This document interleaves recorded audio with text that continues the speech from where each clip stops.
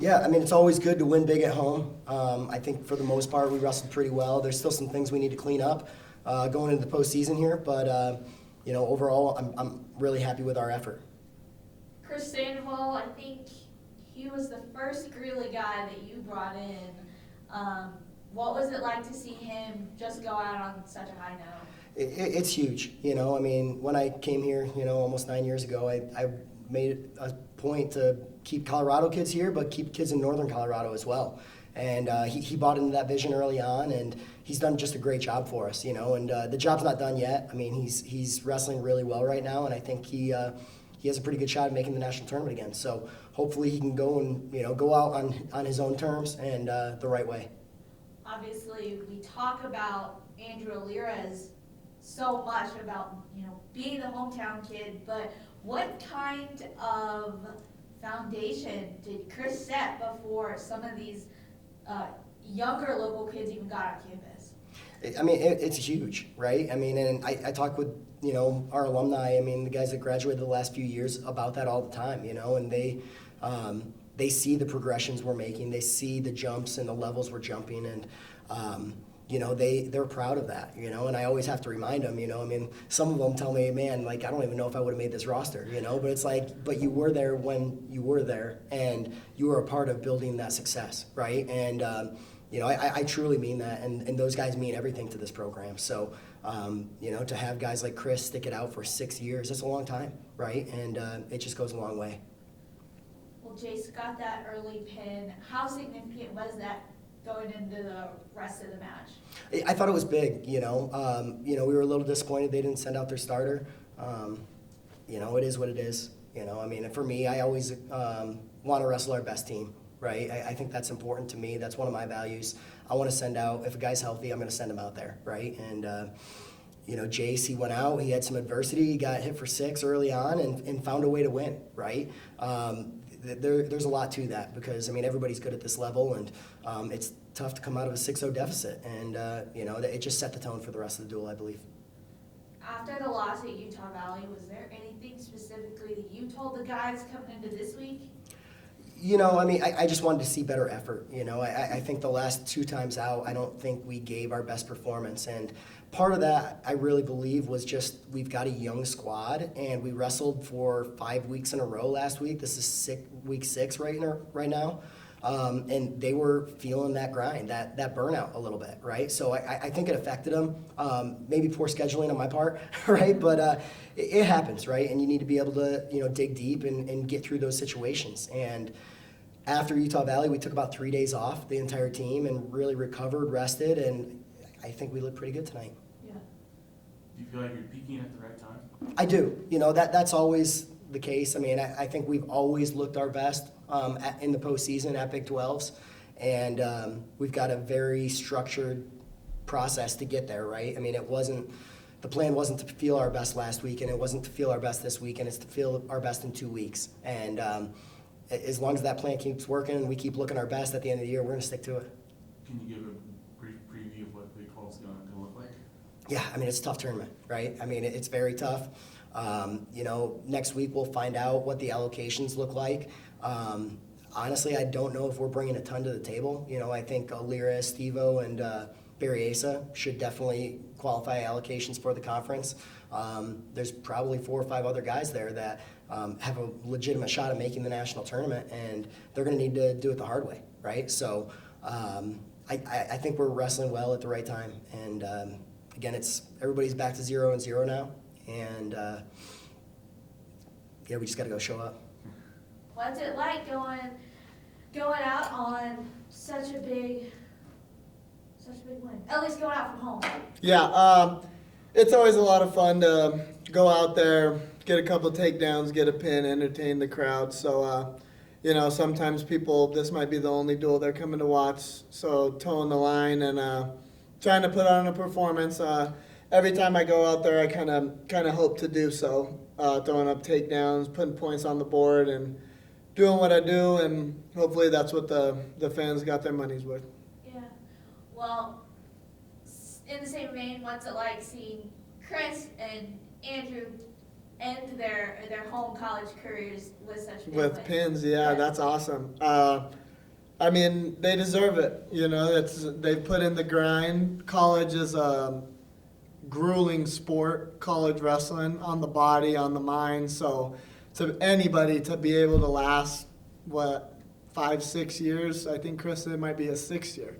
It's just a testament to their character, and it's awesome to see them go out on a pin and like on good vibes going into the Big 12 tournament. So, but at the same note, you know, it's not over yet. We got Big 12's nationals, and I'm sure they're hoping to go do something big now. Now's the time to go show out and do something big. But for the moment, it's a really nice last duel, last hour weigh-in. So gets easier from here. Yeah. Well, I think Chris was the first Greeley guy to sign under Coach Nickerson. Mm-hmm. Did having him on the roster help you want to come to UNC?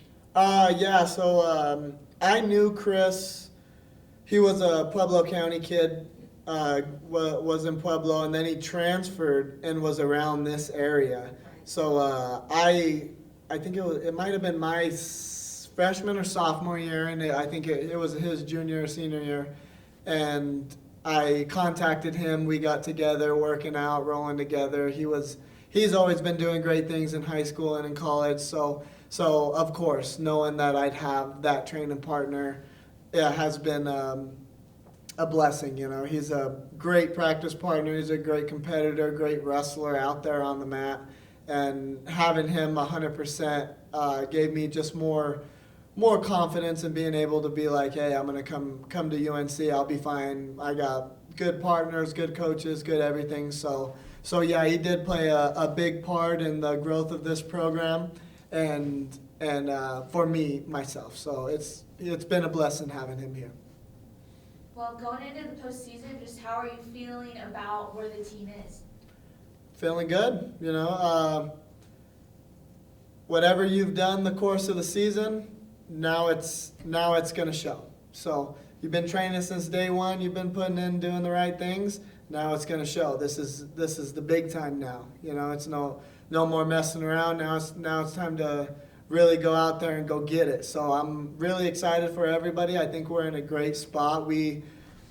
One thing I think from now than when I first saw this program way back when, I've been around this program since I was 8th grade, middle school. We got competitors. So we got guys who under the brightest lights are going to go out there and shine. So I just hope to go lead myself and show them it can be done, so that way when they go out there, they're feeling that sense of confidence that, hey, we're on this training program, we do X, Y, Z, and it works. So I think we're in a great spot, ready to roll, everybody. 10 guys, you need 10 guys. Yeah. Well, you, Steve-O, and Barry Asa are at least looking at it like you should be automatic qualifiers for the national tournament. But who else do you think could surprise in the next couple of weeks going into Big 12s? Up and down the lineup, I think Jace has been there before. Chris has been a fringe qualifier since his freshman year, day one on campus. He's been right there to qualify, and he has qualified. 57, Vinny Zerbin, he's gonna shock a lot of people. He's right there with the best right now, top 10 guys, ranked 10, 11, 9. He's right there, 1-point matches, and I think I have a strong feeling some of those are going to go his way this time. 65, Baylor Fernandez, he's a great wrestler. I'm really confident he's going to qualify. He's a good wrestler, flat out, plain and simple. You go to 97, X I believe is right there. He's looking great, better than he's ever looked. So I'm really confident that he could go out there and steal a spot.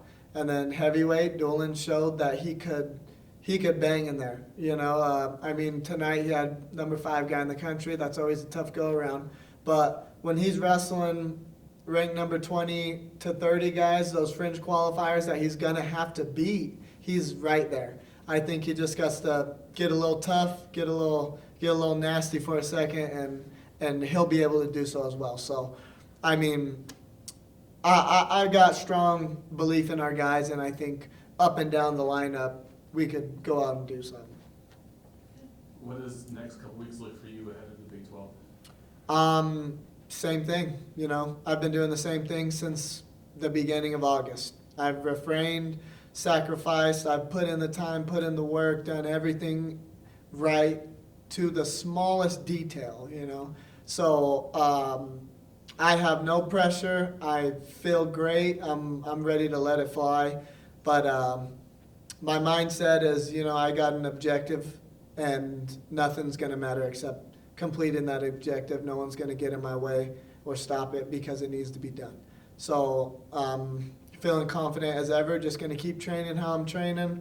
Brush up a few areas just to make sure. Maybe look back and look for a couple areas that maybe I could improve this much. So again, these next 2-3 weeks, 4 weeks until nationals, roughly, I'm just guessing. But just being perfect in every aspect of life, whether that's going to class, whether that's doing my dishes, like whatever. Every single thing in my life, I'm gonna do it perfect. Just what I've been doing this whole year. So that's just going to give me the confidence, and when the pressure comes, I'm going to have that character to fall back on. So I'm confident, I'm ready to go, ready to rock, ready to get it done. Okay. Thank you. Thank you. So